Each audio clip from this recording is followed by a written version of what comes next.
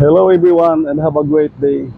Isang mapagpalang hapon po guys para po sa lahat ng nakapanood po nitong aking video guys, dahil share ko po kasi dito ang tungkol po sa mga pangyayari po dito po mismo sa aming ilahan. Ito po yung tawag nilang San Juan Nepomuceno, Betis, Pampanga.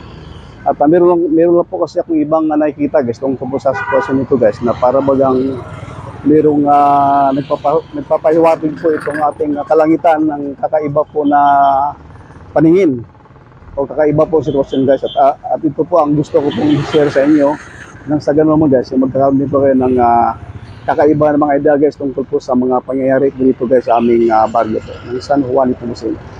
At guys, hindi ko na po siya kibali patagalin guys, at ito na po, pakita ko lang sa inyo. So ito po kibali ang kabaan ng daang San Juan po guys, kibali crossing po ito.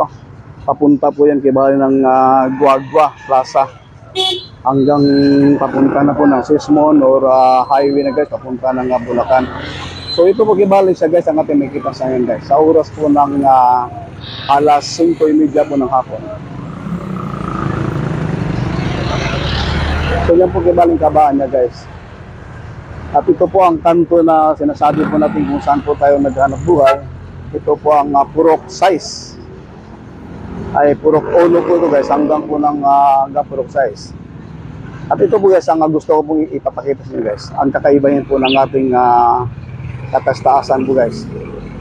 Medyo kakaiba po talaga ang ating makita. So ganyan po siya guys.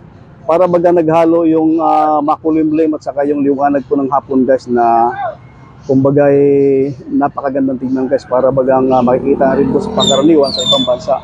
Pero dito din po talaga sa bansa po natin Pilipinas, ay ito na po siya guys. Dito na po natin siya makikita. So ipapaikot ko lang ibaling camera guys, nang sa ganun naman makita po din ninyo ng kabuhan. So ito po yung kanto guys ng Dr. Isidro Ocampo Avenue. Yan po kibali ang namagitan po sa magkakabila po ng daanan ng mga sakyan po. So ibalik ko lang po tuloy guys kung saan po tayo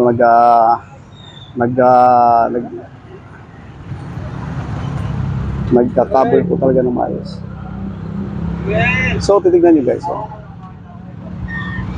Ito pong haba na to guys, kibali ito pang purok uno hanggang purok size na naman yung pinakadulo nito guys. Kasi kapag lumampas ka pa doon sa area po ng purok size, highway na po yun, napunta na po ng iba-iba po ng area dito po ng Central Luzon. So ito po yung mga kibali na bargas natin guys sa hanap buhay.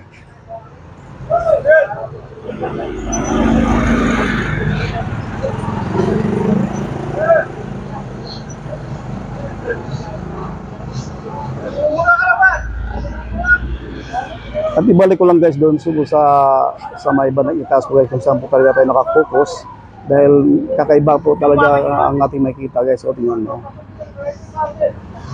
talagang para bagang kumikidlat guys, o nagpapahiwatig yun po kalangitan na baka siguro mamaya magkakaroon po ng ulan.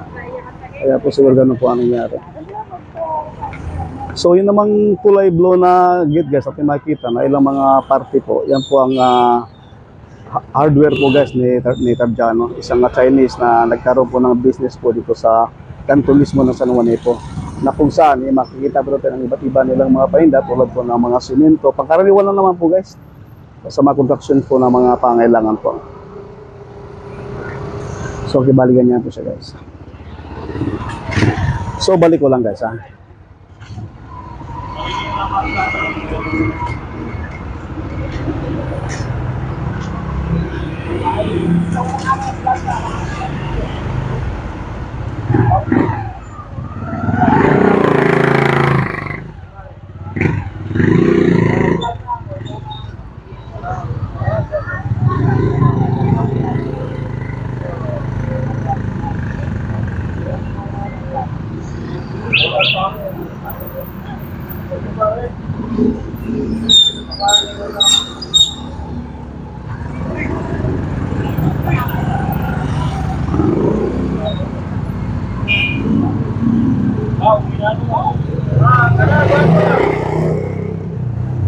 So, sa lahat po na nakapanood ng ating video guys, isa lang po aking masasabi guys, maraming salamat po sa inyo pong panonood ng aking mumunting video guys.